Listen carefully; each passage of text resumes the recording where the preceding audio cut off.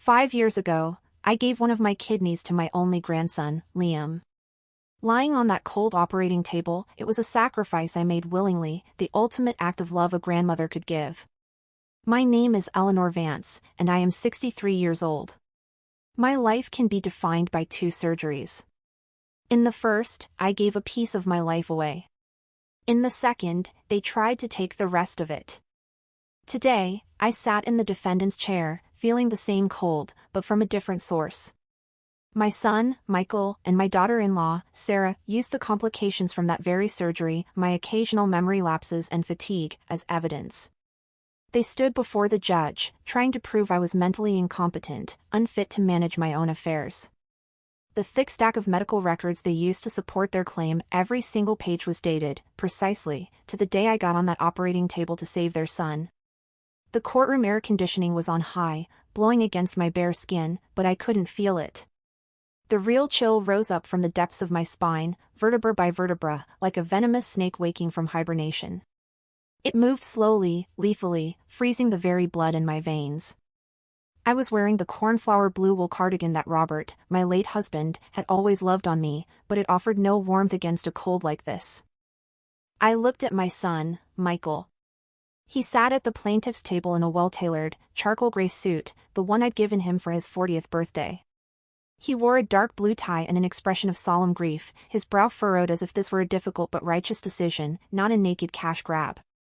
He looked like a tragic hero, a dutiful son forced to make a painful choice for the sake of his aging mother. What a performance! Sarah sat beside him, looking subdued and haggard in a beige suit she'd chosen for the occasion. From time to time, she'd take a lace-trimmed handkerchief to gently dab at the corners of her dry eyes. Her heartbroken act was convincing enough to move any uninformed bystander in the courtroom, to make them believe she was enduring immense emotional torment. I remembered that handkerchief. It was a souvenir I'd brought back for her from a trip to Italy. She'd called it old-fashioned at the time. Now, it was the perfect prop for her manufactured sorrow. Their lawyer, a young man named Spencer, was slick and polished, his hair combed so perfectly it reflected the overhead courtroom lights. His eyes were sharp as a hawk's, yet his tone was steady and compassionate, like a priest reciting a eulogy. "Your Honor," he began, his voice echoing in the silent room, "we are here today not out of greed, but out of love. This is a family tragedy. A painful petition made by a son and daughter-in-law, left with no other choice, desperate to protect the mother they hold so dear." He paused, his gaze sweeping over the jury to ensure his grief had been properly delivered. Then, he picked up a document. It was a report from my own family doctor. According to the records of Mrs. Vance's own physician, Dr. Phillips, her cognitive functions have shown worrying fluctuations ever since that great, selfless kidney donation 5 years ago. He began to list my crimes. She started forgetting important family appointments, such as her own grandson Liam's birthday party. My heart plummeted. Liam's birthday party. How could I forget? I had his gift ready that day, a hardcover set of The Lord of the Rings he'd been talking about for months. But just as I was about to leave, Michael called. He said the party had been moved to a venue farther away and that he'd come pick me up. I waited for 3 hours. He never came. He never answered his phone. It wasn't until the next day that Sarah told me, breezily, "Oh, Mom, we sent you a text with the new address, didn't you get it? Liam was so sad you weren't there." My old phone, of course, couldn't receive what they called smart messages. It finally dawned on me. That wasn't an accident. It was a carefully orchestrated setup. Spencer's voice droned on. "She confuses names." On one occasion, at a community gathering, she was heard calling her neighbor's dog by her late husband's name. I closed my eyes, shame and rage washing over me like a tide. The golden retriever's name was Robbie, named by the neighbors to honor their own deceased son, Robert. All I had done that day was murmur, "Oh, Robbie, you're a good boy, just like the man you were named after." And in their mouths, that simple sentence had been twisted into ironclad evidence of my insanity. And most notably, the most alarming incident, she placed her car keys in the refrigerator and then called the police, insisting that an intruder had broken into her home and stolen her car. I opened my eyes and took a deep breath. I remembered the car key incident with perfect clarity. I had been dizzy from low blood sugar that day and had put the keys in with the milk without thinking. I found them myself after a 10-minute search, laughing about it. I never called the police. Michael was right there when it happened. He had even joked, "Mom, you're getting more adorable every day, you little goof." Now, that adorableness was being presented in court as evidence of my insanity.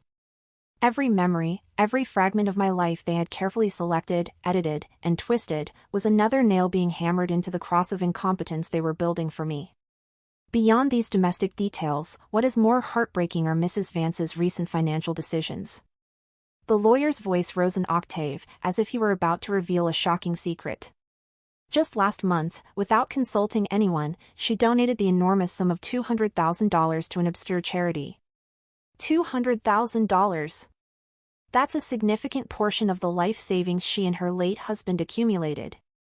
That donation was for the hospice where my husband, Robert, had spent his final days, a place he had always supported.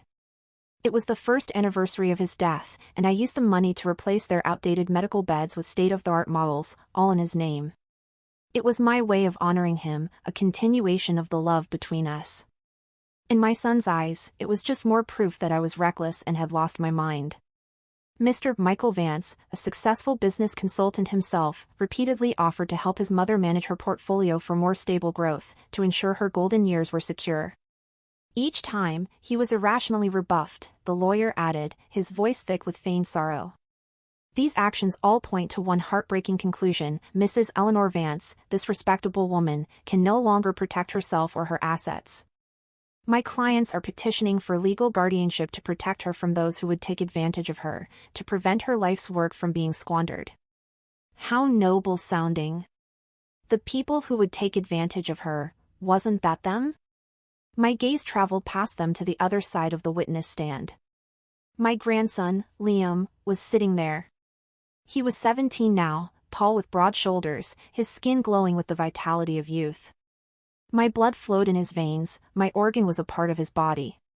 5 years ago, when the doctors declared his kidneys had failed, our entire world had collapsed. Michael and Sarah wept day and night, while I, from the moment I was confirmed as a match, never hesitated. I remember the night before the surgery. Sarah held my hand, her own hand ice-cold and trembling, her face stained with tears. "Mom," she'd said, "you've given Liam a second life. You are this family's hero. We can never repay you." A lifetime. It turns out their lifetime of gratitude was only 5 years long. Now, Liam stared at the floor, his hands clenched together so tightly his knuckles were white. It was a nervous habit he had since he was a child. His parents were using the very new life I had given him as a weapon to destroy mine. And he, the boy I had saved with a piece of myself, chose silence. His silence was a blade far sharper than the lawyer's words, and it plunged straight into my heart. The judge, a woman with silver hair and a stern expression named Margaret Stern, had a reputation for being meticulous and fair. Her eyes, sharp behind her spectacles, scanned the documents. Finally, she looked up, her gaze landing on me. "Mrs. Vance," she said, her voice calm but carrying an authority that could not be challenged, "do you have anything to say in response to the guardianship petition filed by your son and daughter-in-law, and to the statements made by their counsel?" The courtroom fell silent. Every eye was a spotlight fixed on me. I could feel Michael and Sarah's tense breathing. They expected me to weep, to argue, to ramble incoherently like a confused old woman, thereby proving their point. I took a deep breath, and the chill that had originated in my spine now hardened into a cold, unbreakable strength. I braced myself on the table of the defendant's box and slowly stood up. My joints were stiff from sitting, but I stood straight, my head held high, just as I had for a lifetime of teaching history. "Your Honor," my voice wasn't loud, but it was clear and steady enough for everyone in the room to hear. "I did give my grandson a kidney. I did it willingly. I gave him life, twice. I will never, ever regret that decision." I paused, my eyes sweeping over Michael and Sarah's instantly rigid faces. "But," I continued, every word deliberate and heavy, "all I gave him was a kidney. My brain, my mind, my judgment, and my authority over my own life, I gave none of those away. They are all right here, perfectly intact. I raised a hand and tapped my temple with my index finger. As for the love and concern my son and daughter-in-law speak of, I let out a soft laugh, one filled with a sorrow and irony they could never comprehend. I think by the end of this trial, we will all have a much clearer understanding of what that love is truly worth. Time rewinds. Before I became the isolated old woman in the courtroom, I had a life that was the envy of everyone, a life like a Norman Rockwell painting, filled with warm details and a golden hue. My husband, Robert, was a brilliant structural engineer. He was a quiet man, as solid and dependable as the bridges he designed, never one for wasted words. He wasn't the type to say I love you every day, but he proved it in everything he did. For my birthday, he would spend a month handcrafting a floor-to-ceiling bookshelf with a sliding ladder that I had only mentioned once in passing. When I had a cold, he would get up at 3 in the morning to brew a pot of scalding chicken soup and sit by my bed while I drank it. On every wedding anniversary, he would take me back to the little restaurant where we had our first date, order the same dishes, sit at the same table, and awkwardly pull a small gift from his pocket, perhaps a beautiful stone or a bookmark he had polished himself. We were together for 47 years. He was my foundation, my anchor, my harbor. We had only one son, Michael. He was bright and a high achiever from a young age, but also a bit grandiose, always looking for a shortcut. Robert and I gave him everything, putting him through a prestigious business school. After graduation, he ambitiously started his own consulting firm and married his college classmate, Sarah. She was beautiful, capable, and knew all the right things to say. At first, I was genuinely happy for Michael. She was always calling me Mom, buying me fashionable clothes and skincare, making me feel like the luckiest mother-in-law in the world. When Liam was born, my life felt complete all over again. I took early retirement from my respected career as a history teacher to become a full-time grandmother. I loved Liam with a primal, all-consuming instinct. I read Harry Potter to him, acting out all the different characters. I taught him the name of every plant in the garden, from the roses to the rosemary. I'd spend entire afternoons on the floor with him, building complex Lego castles. Robert used to joke that I had 10 times more patience with Liam than I ever had with Michael. Those were the golden years for our family. Every weekend, Michael and Sarah would bring Liam to our house for dinner. The house was always filled with laughter. Robert would teach Liam woodworking in his workshop, tiny shavings of wood dancing in the air, carrying the fresh scent of pine. Sarah and I would prepare dinner in the kitchen, talking about school, work, and the future. She would share office gossip, and I would tell her stories from my youth. It all seemed so perfect, like the cover of a family magazine. But beneath the calm surface of life, there is always an undercurrent. The first time I felt a crack in that perfect facade was when Liam was 12. Michael's company seemed to be in some kind of trouble. He had a furious argument with someone on the phone, and after hanging up, his face was ashen. He punched a wall. At dinner, he was distracted, and Sarah kept shooting him warning glances from across the table. After the meal, they asked us into the study and closed the door. Mom, Dad, Michael began, wringing his hands and avoiding eye contact, a telltale habit he had since childhood whenever he was about to lie. The firm has a big project, a really great opportunity, but we've run into a little cash flow problem. I was wondering if you could lend us some money to tide us over? Robert and I had been frugal our entire lives and had managed to build a considerable nest egg. It was our ballast, the safety net we prepared for our old age and any unforeseen emergencies. How much? Robert's voice was calm, as always.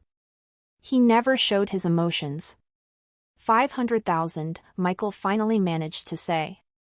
Robert and I were stunned. Sarah immediately stepped forward and took my hand.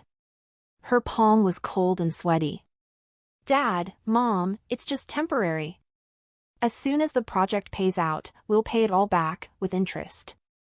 6 months, tops. Her eyes were pleading, on the verge of tears. We have nowhere else to turn. The future of the company, the future of our family, it all depends on this. Robert looked at me, his eyes questioning. I saw the exhaustion on my son's face and the desperation in my daughter-in-law's eyes, and my heart softened. How could we stand by and watch our son's career be destroyed? I nodded at him. The next day, Robert transferred the money to Michael. He didn't even ask Michael to sign a promissory note. However, 6 months passed, then a year, and they never mentioned paying the money back. Michael's company seemed to have weathered the crisis. They bought a brand new BMW SUV, and Sarah acquired several new designer handbags. Whenever I tried to gently bring up the loan, Sarah would just smile and say, "Oh, Mom, don't worry, how could we forget your money? It's just that another new project came up. As soon as we're through this busy period, we'll pay you back, I promise." Robert tried to soothe me. "Let it go, Eleanor. Just think of it as a gift to them. As long as they're doing well, that's all that matters." I felt a knot of unease in my stomach, like I'd swallowed a fly, but I convinced myself that this was probably how all parents were. The real disaster struck shortly after Liam's 12th birthday. He started feeling inexplicably tired, his face pale, his appetite gone. At first, we all dismissed it as a normal part of puberty, until one day, he collapsed on the soccer field. The diagnosis from the hospital was a bolt from the blue: chronic kidney failure, end-stage renal disease. That phrase, like a bullet, shattered all the happiness and pretense in our family. Liam had to start dialysis immediately and find a suitable kidney for a transplant as soon as possible. Michael and Sarah fell apart. Sarah spent her days in tears, while Michael paced the hospital corridors like a caged animal, roaring at the doctors. Neither of them was a blood match. As we waited on the donor list, Liam grew weaker by the day. Seeing him lying in that hospital bed, tubes for dialysis stuck in his arm, a once lively boy who now lacked the strength to even turn over, it was like a knife twisting in my heart. Without telling anyone, I secretly went and had a full physical and compatibility test done. My blood type was the same as Liam's. When the doctor told me that all my vitals met the criteria for donation, I didn't hesitate for a second. "I want to donate," I told the doctor. The decision was met with universal opposition. Michael was the first to object. "No. Mom, you're almost 70, how can you undergo such a major surgery? It's too dangerous." Sarah also pleaded with me through her tears. "Mom, we can't let you take this risk." Liam wouldn't agree to it. "Let's just wait. A suitable donor will turn up." Even Liam, from his hospital bed, said in a weak voice, "Grandma, I don't want your kidney. I want you to live a long and healthy life." Only Robert looked at me in silence. After a long moment, he finally spoke. "Eleanor, have you really thought this through? This is not a small thing." I nodded firmly. "I have. If I can save him, I'm willing to pay any price. Robert, if it were Michael lying in that bed, you would do the same." Robert took my hand, his palm warm and strong. "All right. I support you. But you have to promise me that you will take very good care of yourself after the surgery." The surgery was scheduled quickly. The night before, Michael and Sarah stayed in my hospital room for a long time. They thanked me over and over, and Sarah's eyes were perpetually red and swollen. She said that once Liam recovered, they would take us on a trip around the world, buy me the biggest house, and honor and cherish me for the rest of their lives. In that moment, I believed them. I believed that this catastrophe, though painful, had brought our family closer than ever before.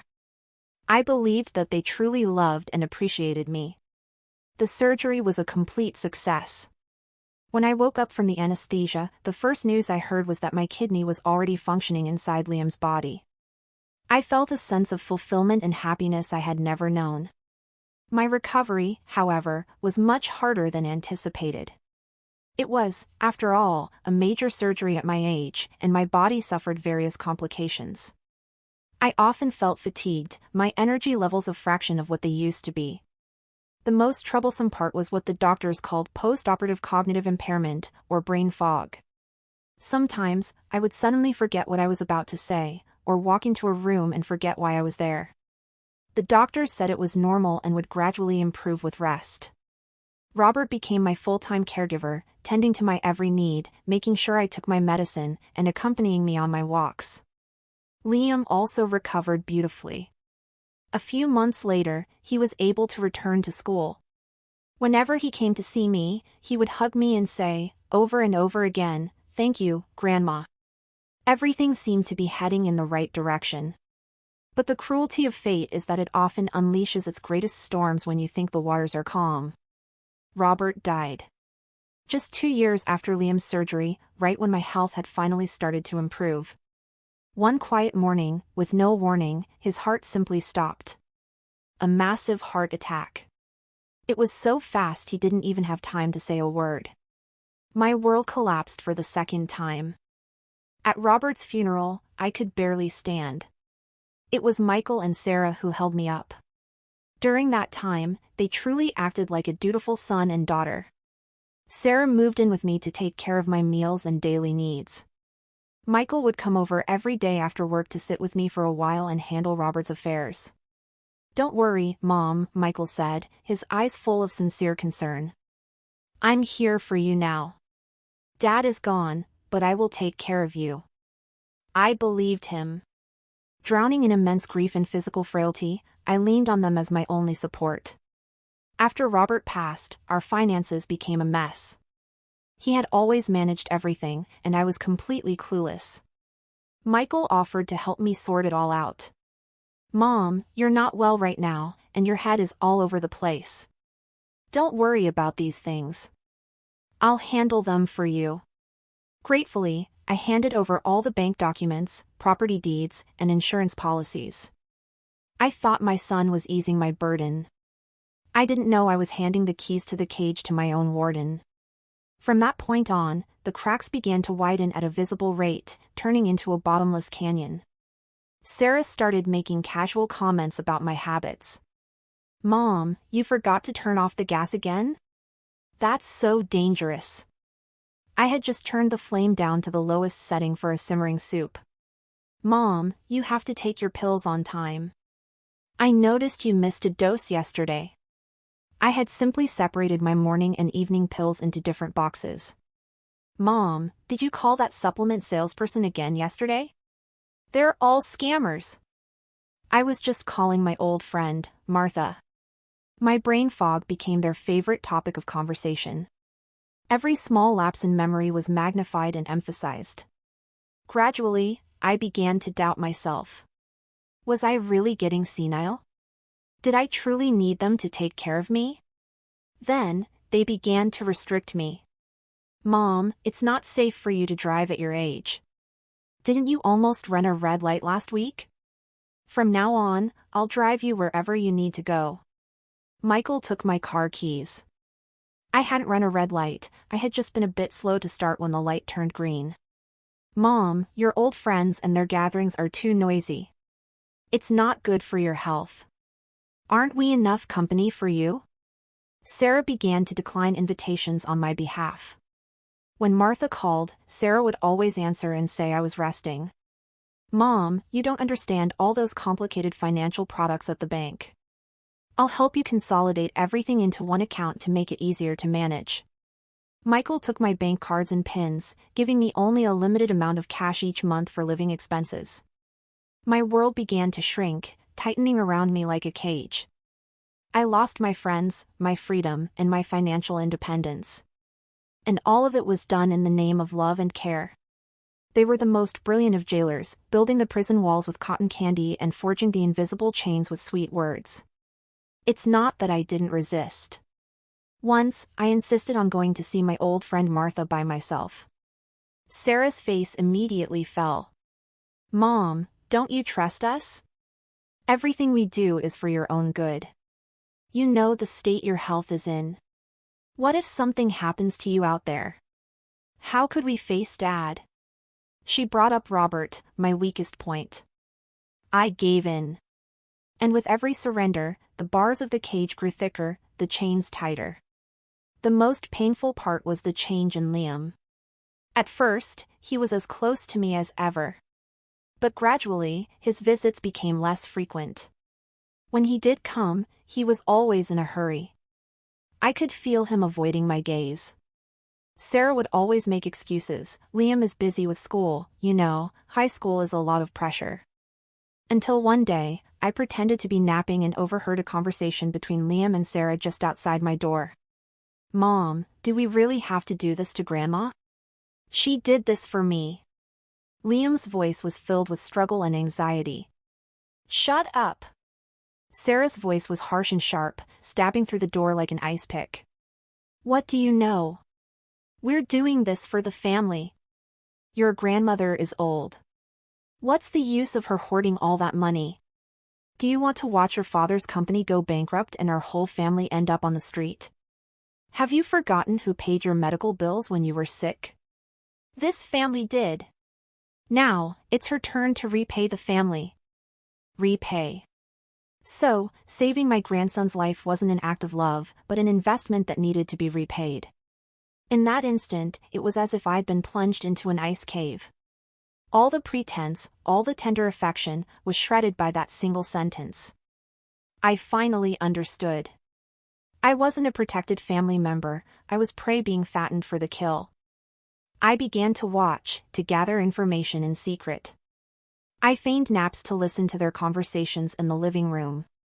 I used a magnifying glass to examine documents they occasionally left lying around. The truth, like peeling an onion, unfolded before me, layer by layer, sharp and stinging, making my eyes water. Michael's company was far from the success story they claimed it was. That $500,000 loan years ago was just the beginning. For years, he had been robbing Peter to pay Paul, just to keep the business afloat. He'd made high-risk investments and lost disastrously. He was drowning in debt, not just from banks, but also from shady private lenders. I even found a threatening letter from a debt collection agency in the wastebasket in his study. They needed money. A lot of it. And I, the mother who had just inherited Robert's entire estate and had been successfully painted as a senile old woman, was the perfect target in their eyes. Selling my house and taking my savings was their only way out. And to do it all legally, the best way was to prove I was mentally incompetent and petition to become my legal guardians. The complications from my kidney donation, the grief from losing my husband, the normal memory decline of old age, all of it had become essential threads in the web they were meticulously weaving. I understood it all. The moment I decided to lie down on that operating table, I didn't just give Liam a kidney, I also handed Michael and Sarah a knife they could use to stab me at any moment. When a person is pushed to the edge, they either perish or are reborn. I chose the latter. After realizing I had become an island under siege, the grief and despair in my heart gradually gave way to a cold anger and a powerful will to survive. I would not be defeated like this. For Robert, for his life's work, and for my own final shred of dignity, I had to fight. My first step was to break their information blockade. They had taken my smartphone, replacing it with a senior-friendly phone that could only dial 3 preset numbers. But I had hidden an old tablet computer, a gift from Robert, deep in my wardrobe beneath a box of his old blueprints. When the house was dark and quiet, and they were fast asleep, I began to go online. I researched legal topics like elder guardianship, property misappropriation, and gaslighting. Knowledge became my first beacon of light in the darkness. I knew I needed an ally, someone they couldn't control and whom I could absolutely trust. I thought of Martha, my lifelong best friend. But they had cut off all my outside communications. How could I reach her? An opportunity arose from a staged family gathering. One of Sarah's distant cousins was having a birthday, and they decided to bring me along, likely to show their relatives how dutiful they were. At the party, I pretended to feel dizzy and said I needed to use the restroom. Inside, I saw a young waitress touching up her makeup. I approached her and took $200 from my pocket. "Young lady," I said, my voice trembling slightly, "I need to borrow your phone for just 1 minute. Mine is dead, and I have to send a message to my doctor. Please, take this for your trouble." She hesitated for a moment but handed me the phone. My fingers flew across the screen as I typed a message to Martha. "Martha, it's Eleanor. I'm under house arrest. Urgent situation. Find a lawyer named Jessica Reynolds. She specializes in elder rights protection. Do not call. Wait for my signal. Delete after reading. How did I know about Jessica Reynolds? I had spent a week researching online. She was the top lawyer in this field in the city, known for being tough and uncompromising. Her website had a tagline, "Justice does not expire with age." After sending the message, I deleted the record, returned the phone to the waitress, and went back to the party to continue playing the part of the frail, submissive old mother. The days that followed were a long game of waiting and pretense. I had to appear more confused, more forgetful than ever to make them lower their guard. I deliberately spilled a bowl of soup on Sarah's expensive dress. I intentionally called Michael by Robert's name during a conversation. I even once asked the weatherman on TV why he wasn't wearing a coat and if he was cold. Each time, I could see Michael and Sarah exchange that "I told you so" look. Sarah even began secretly recording me with her phone. I knew it was all evidence for the courtroom. The more smug they became, the calmer I grew. This was a psychological war, and I had to be more patient than them. Finally, the opportunity came on a Wednesday afternoon. Sarah was attending an important charity gala, and Michael had an emergency client meeting. They hired a temporary caregiver to watch me, assuming I was no threat and that the caregiver's only job was to make sure I didn't fall. The moment they left, I said to the young caregiver, "Dear, I think I'll take a nap. But I'm a light sleeper. Could you please watch TV in the living room and close my door?" The girl was more than happy to oblige and went straight to the living room. I immediately locked my door and took out my tablet. On the screen was an email from an unknown address with the subject line, "The roses in the garden are in bloom." It was the code phrase I had arranged with Martha. The email contained lawyer Jessica Reynolds' contact information and instructions for the next step. My first call with Jessica took place inside my bedroom closet to prevent being overheard. I spoke in a hushed, rapid voice, explaining my situation. Jessica's voice on the other end was calm and decisive. "Mrs. Vance," she said, "the first thing I need you to do is get an independent, comprehensive mental health evaluation. But I can't send a doctor to you directly, that would tip them off. You need to create the opportunity yourself." Create an opportunity? How could I do that when I was trapped in this house? Jessica gave me a daring suggestion. "Make them take you to the hospital. You need to have an accident. A controlled accident. One that won't cause you real harm, but will look serious enough." That weekend, I put the plan into action. While Sarah was in the kitchen on the phone, I deliberately tripped on the living room rug. To make it look convincing, I threw my body with all my might, crashing hard onto the floor. It wasn't a gentle fall. Sharp pain shot through my arm and hip, but I bit back the pain and let out a pained groan. Sarah and Michael rushed over. Seeing me on the floor, their first reaction wasn't to help, but a flicker of something I couldn't quite place, a mixture of panic and relief. "Oh my God! Mom! Are you all right?" I clutched my ankle. "My foot. I can't move it. It hurts." They had no choice but to take me to the hospital. In the emergency room, while Michael was busy with paperwork, I said to the attending physician, "Doctor, besides my ankle, I've been feeling dizzy lately, and my memory isn't what it used to be. My son and his wife keep saying I'm getting confused. Could you please have a neurologist give me a full cognitive and psychiatric evaluation? I want to know if I'm actually developing Alzheimer's." This request played right into Michael and Sarah's hands.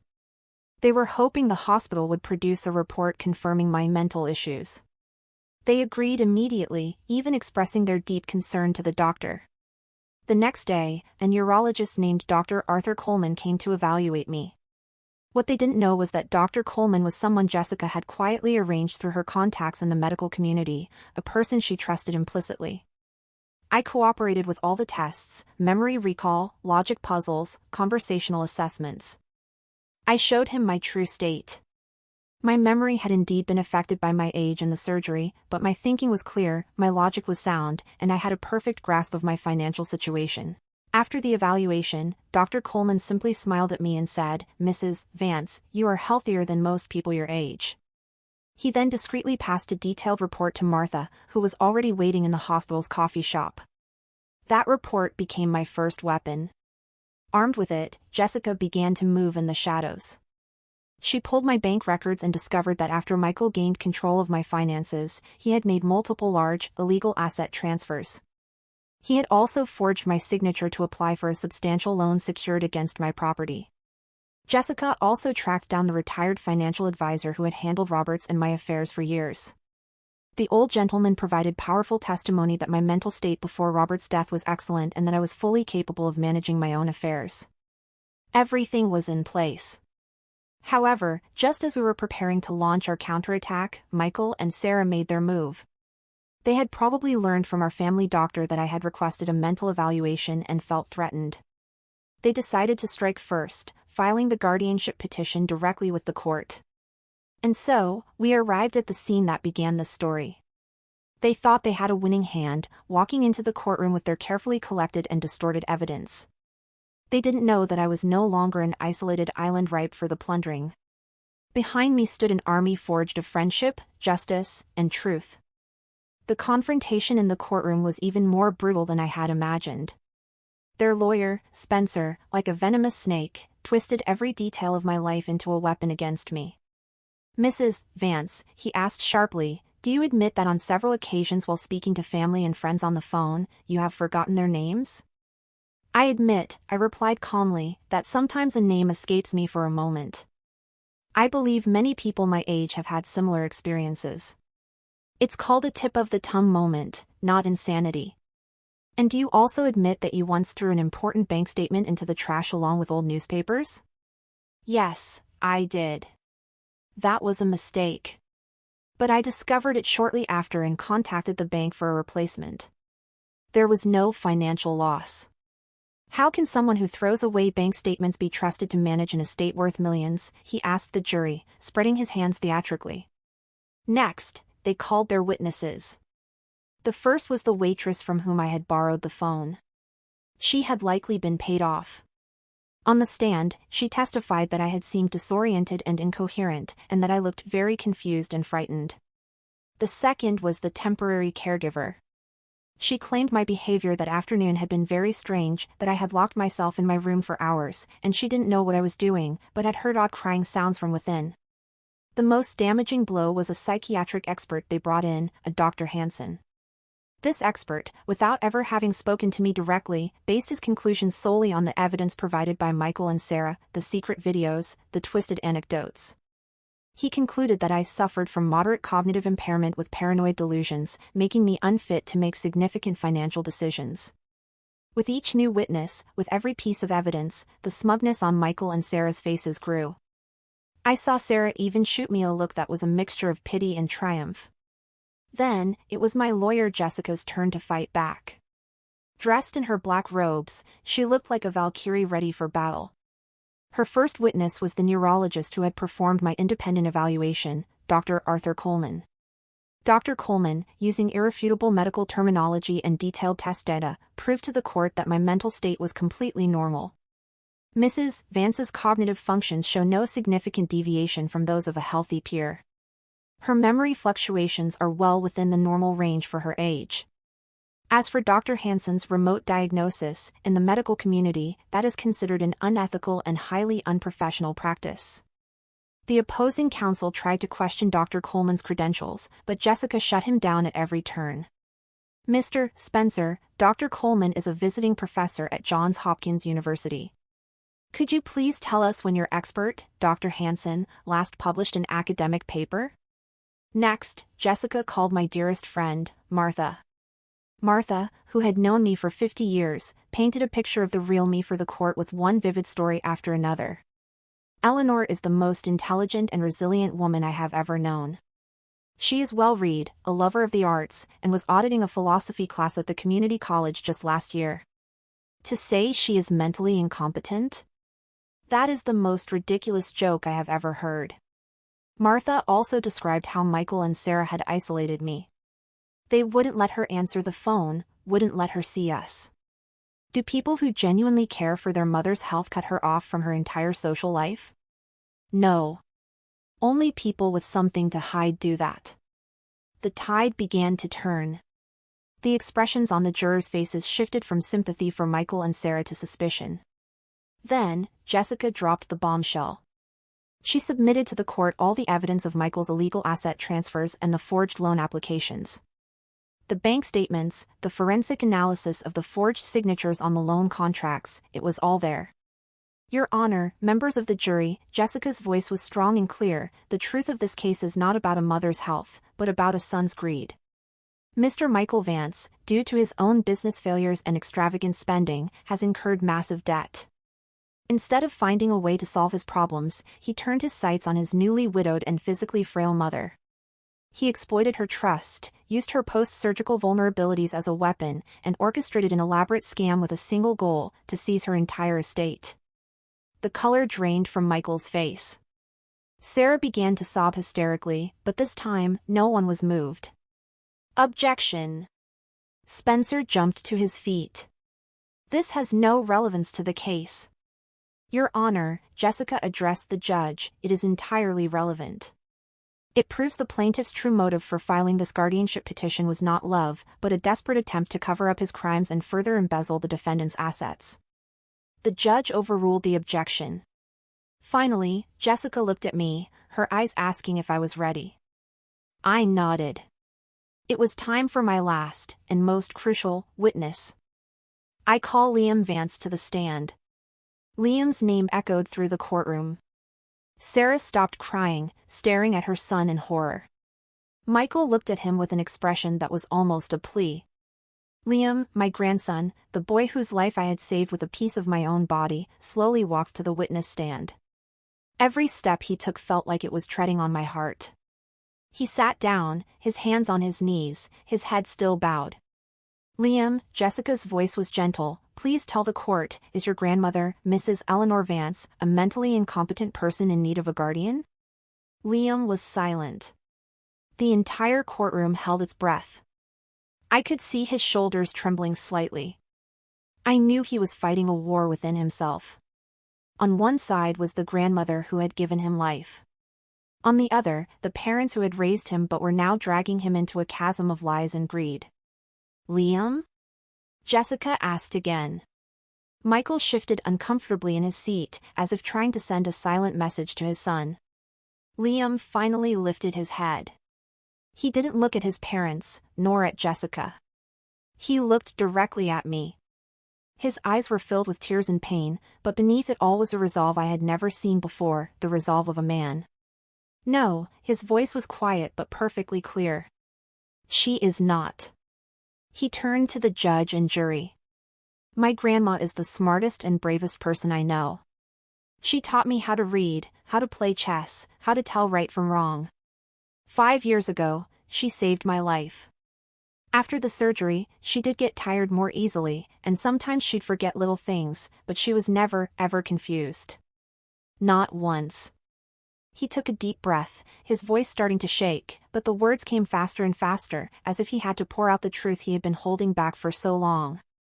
It was my mom and dad, they kept saying Grandma wasn't well.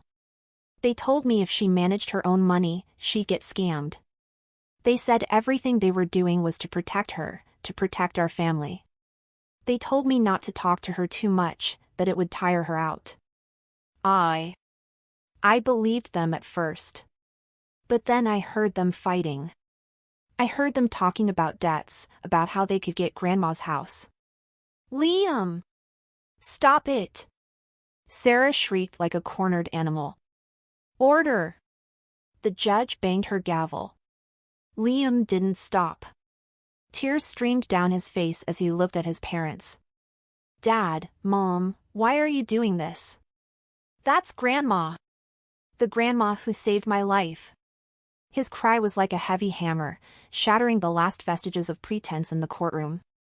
Michael hung his head and covered his face with his hands. Sarah slumped in her chair, her face ashen. I knew, in that moment, that the war was won. But my heart ached as if it had been torn in two. The court's verdict was no surprise. The judge not only dismissed Michael and Sarah's guardianship petition but, based on the evidence Jessica provided, also ordered a criminal investigation into their financial fraud and forgery. When I walked out of the courthouse, the sun was shining. I had won my freedom, secured my property, and defended my dignity. But I felt no joy. My family, the one I had spent my entire life building, was now a field of ruins. Michael and Sarah were swarmed by reporters. They looked pathetic under the flashing lights, like defeated roosters. I didn't spare them a glance and walked straight to Liam. He was standing alone on the courthouse steps, looking like a lost child. I walked up to him, reached out, and wiped the tears from his face. "Grandma." He choked, unable to speak. "My dear boy," I pulled him into my arms and held him tight. "You did the right thing. You made a brave and correct choice." He sobbed into my shoulder, his body shaking. The days that followed were a long and difficult period of rebuilding. Michael and Sarah were found guilty. As the primary offender, Michael was sentenced to 5 years in prison. As an accomplice, Sarah received probation but was required to perform community service and attend counseling. Their company went bankrupt, and their house was repossessed by the bank. They lost everything. I dropped my claim on the $500,000 loan. It was the last thing I could do for my only son. I haven't seen him since the day he went to prison. Not out of hatred, but because I don't know how to face the man who is both my son and a stranger. Liam's custody became an issue. During her probation, Sarah's mental state was highly unstable. The court eventually ruled that I would serve as Liam's temporary guardian until he turned 18. And so, the house that was once filled with laughter was now home to just me and Liam, an old woman and a teenage boy, 2 survivors of the family storm. At first, our life together was filled with awkward silence. Liam was consumed by disappointment in his parents and guilt towards me. He became withdrawn, shutting himself in his room. I knew I couldn't rush it. Wounds need time to heal. I started baking his favorite lemon meringue pie, just like I had years ago. I watched his favorite sci-fi movies with him even though I didn't understand a thing. I began tending to the garden Robert had left behind and gave Liam his own plot to grow sunflowers. I never brought up the trial, nor did I speak ill of his parents. I simply loved and supported him, like any grandmother would. The turning point came on a rainy afternoon. We were sitting in the living room, watching the rain fall. Liam suddenly spoke. "Grandma, sometimes I wonder, if I had never gotten sick, would any of this have happened?"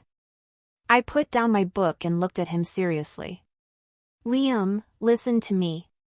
Your illness was nobody's fault.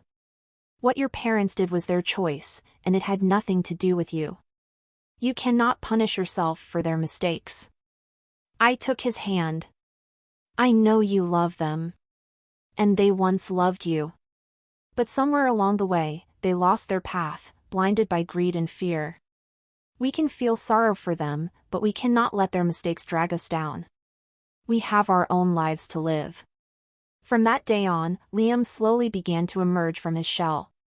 He started sharing stories about school, working with me in the garden, and even joking with me again. We were like 2 trees that had survived a hurricane. Though we still bore the scars, our roots had grown deeper, entwined together. A year later, Liam turned 18. He was accepted into university, to medical school. "I want to be a nephrologist," he told me. "I want to be like Dr. Coleman and help people like me. I want to pass on the life you gave me." I looked at him, my eyes welling up. Upon all the ruins, I saw hope. I sold the large house that held too many painful memories. With the money, I established a foundation in Robert's and my names, the Eleanor and Robert Vance Foundation for Elder Rights. I hired Jessica as the foundation's chief legal counsel. We provide free legal aid and psychological support to elderly individuals who have suffered financial abuse and emotional manipulation from family members. I use my story to help others like me. I tell them that old age does not mean helplessness, and kindness does not mean weakness. When the love you give is used as a weapon against you, you must learn to fight back. Now, another 5 years have passed.